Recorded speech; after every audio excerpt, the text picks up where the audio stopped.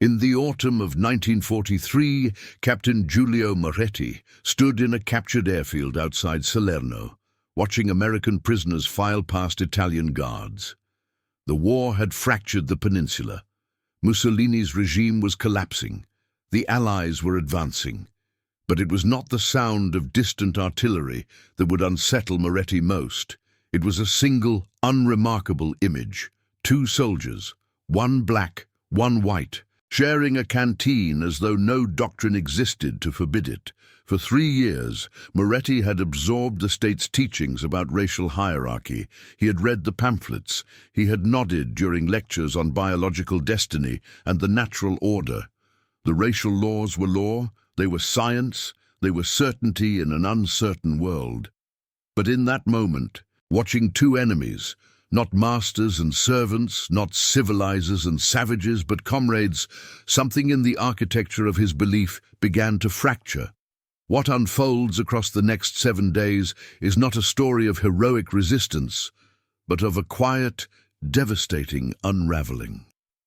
As Moretti and 3 other officers, each carrying their own doubts, loyalties, and fears, are ordered to interrogate these American prisoners, they will confront a truth that the regime had spent years teaching them to deny: that human solidarity does not obey the laws written in Rome.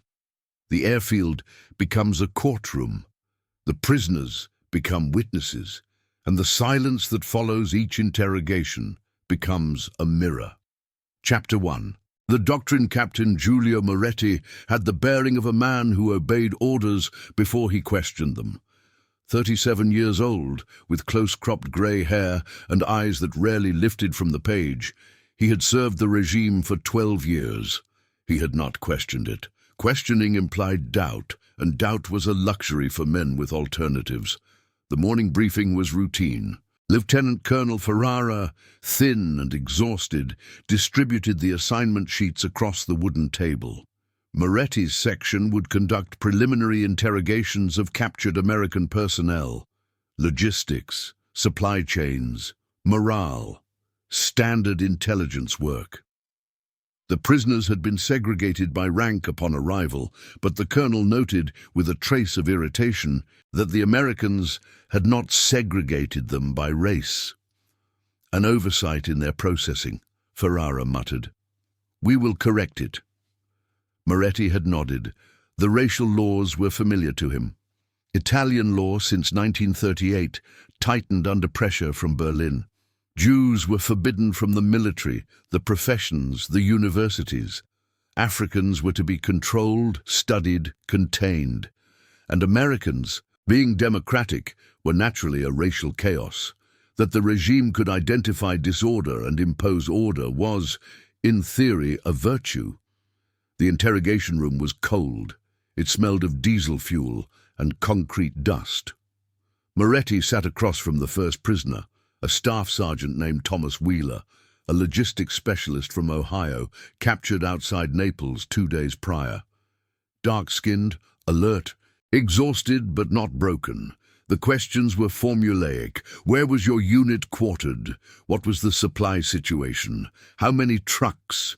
Wheeler answered in measured English, his accent cutting through Moretti's careful school-taught phrases. The American was calm, even courteous. He did not boast, he did not resist. He simply answered. When Moretti finished, 2 guards escorted Wheeler back to the holding area. As they passed through the corridor, Moretti heard voices, American English, mixing. He stepped into the doorway. There, in the holding yard, a young white soldier was kneeling beside Wheeler, examining a cut on the American's shin, where wire had caught him during transport. The white soldier, a corporal, judging by the insignia, was speaking quietly, and Wheeler was laughing. Not a mocking laugh, recognition.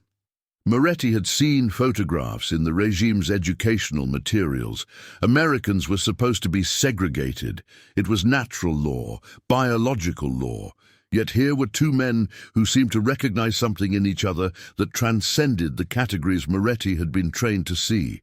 He returned to the interrogation room and sat in the cold silence for several minutes, the pen still in his hand. Chapter 2. The Erosion. By the second day, Moretti had conducted 8 interrogations. The prisoners were ordinary men, mechanics, radio operators, infantrymen. They spoke of home, they spoke of fear.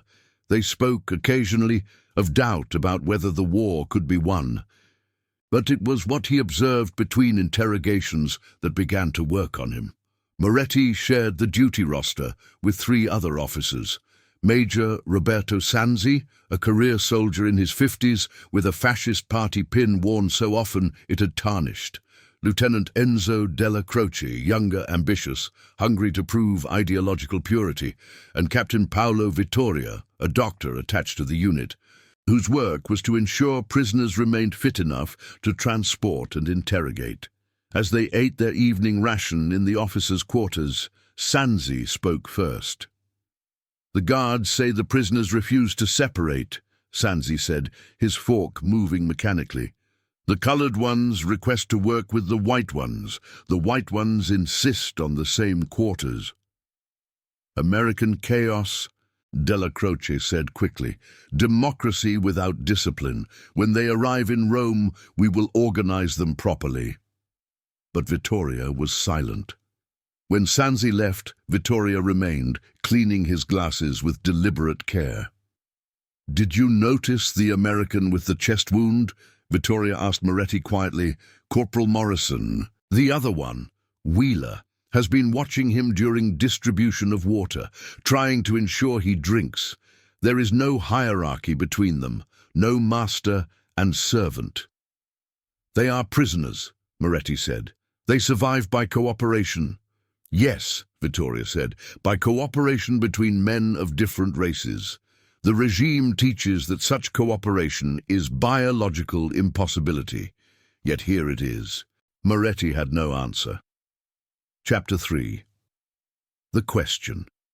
The interrogation of Corporal James Morrison revealed nothing of intelligence value.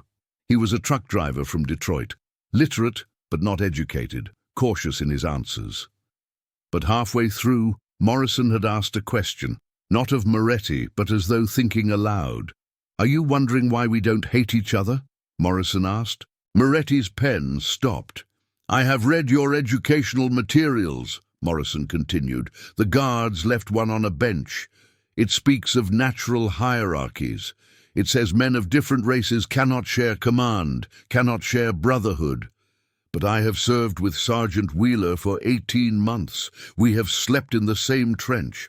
I have held a tourniquet on his leg when shrapnel cut him. He is my friend, and I am alive because he is a soldier, not because he is any particular color." "That is sentiment," Moretti said carefully, "not science." "Is it?" Morrison leaned forward slightly. "Then why did your regime need laws to enforce what was supposed to be natural?" Moretti dismissed him without answering, but the question remained, like cordite in the air, invisible, inescapable. That evening, Moretti walked alone to the perimeter of the airfield. The sun was setting over the bay, and the sound of evening prayers drifted from the village below. He thought of his own son, 17, enrolled in a youth militia, learning that hierarchy was destiny. He thought of the pamphlets in his desk, the ones he had accepted without reading closely. He thought of the regime's certainty, which had always felt like strength, and which now felt for the first time like fragility.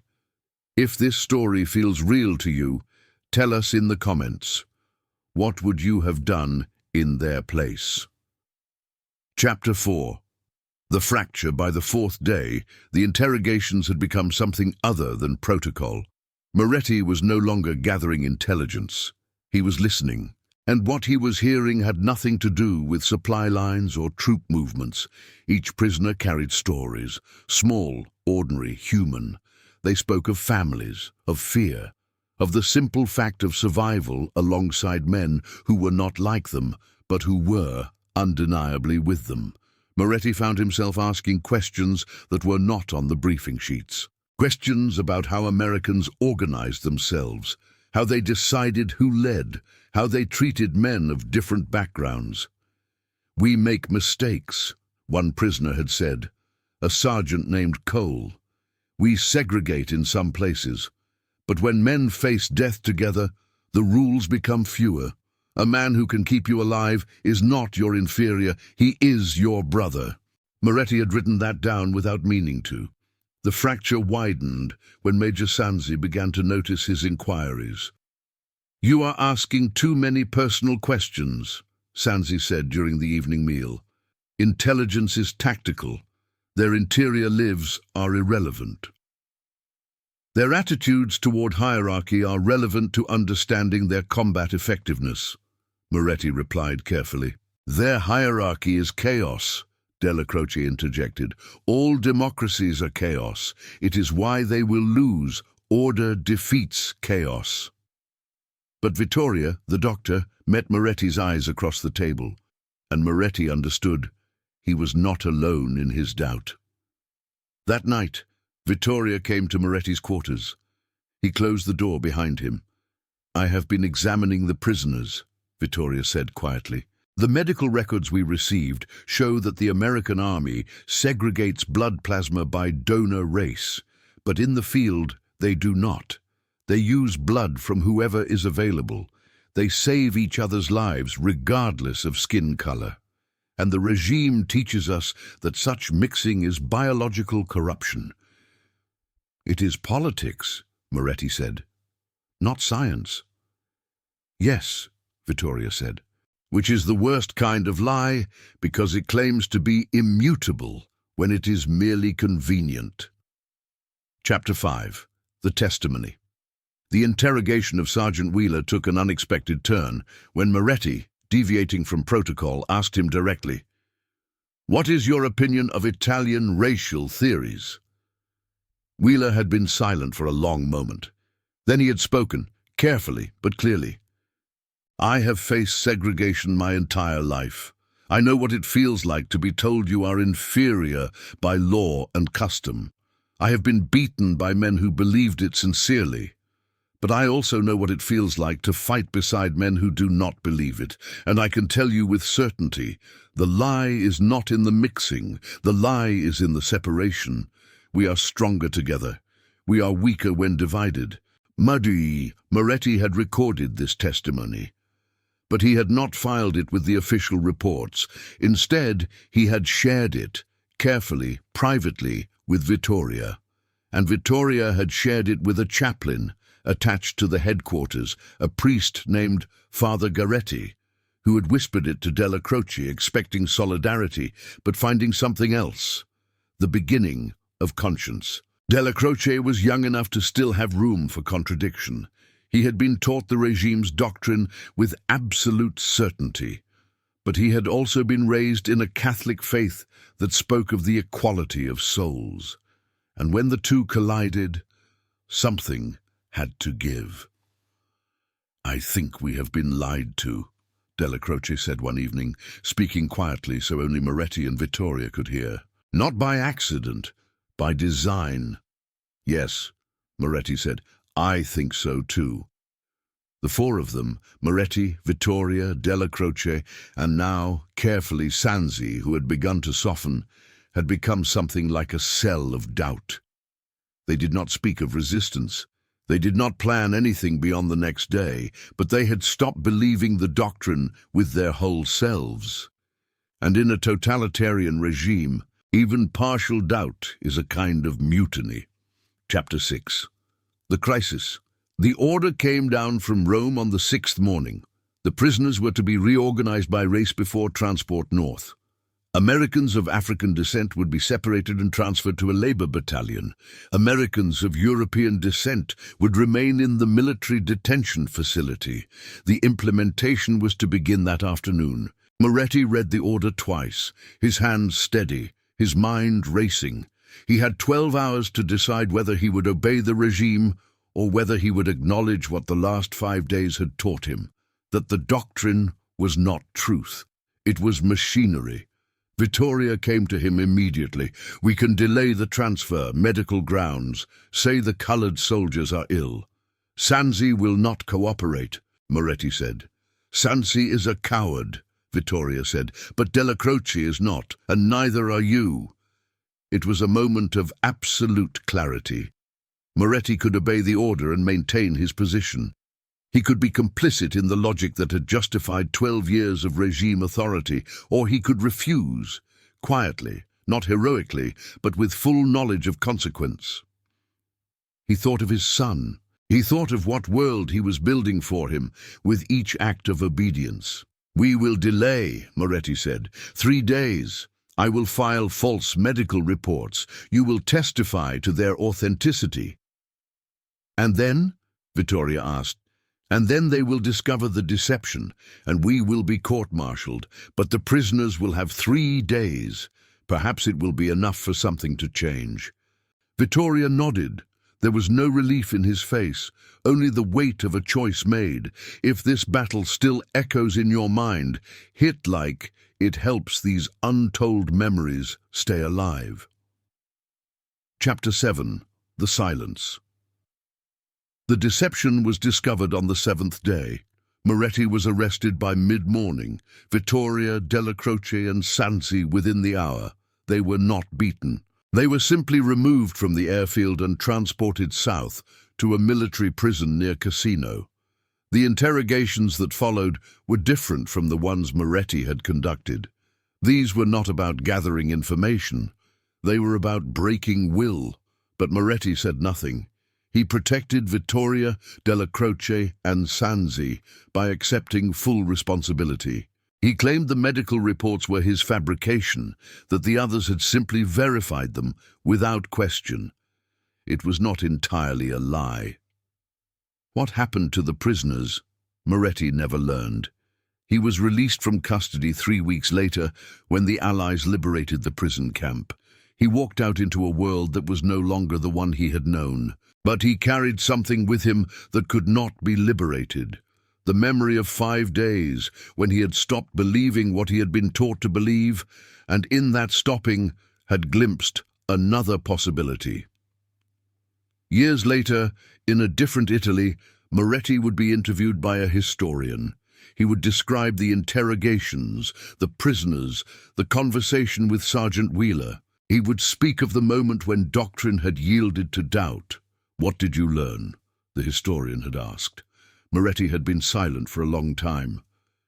"That courage is not obedience," he had finally said. "That the lie is only powerful as long as we repeat it, and that there are men and women who will do the harder thing, live with the knowledge that everything you were taught is false, and build something better anyway. The airfield is gone now. The war is ended, but the prisoners and officers who stood there have become something else. A small history, a quiet testimony, a record that even in the machinery of totalitarianism, individual conscience can resist. Not all of them survived the war. Not all of them spoke about what they had witnessed. Some carried the knowledge silently, as a kind of scar, but they knew what Moretti knew, that the strongest doctrine, when tested by the presence of human solidarity, can shatter like glass. The fascist ideology required that men remain separated. It required that they see difference as destiny, but it could not compel what human beings felt when they stood beside each other and recognized kinship. In the end, the regime lost, not because it was defeated militarily, though it was. It lost because individuals like Wheeler and Moretti, like Vittoria and Della Croce, chose to see, and having seen could not unsee. That choice, small, costly, insufficient to stop the machinery of war, is what remains. Subscribe for more true human stories of courage, conscience, and the wars that never really end.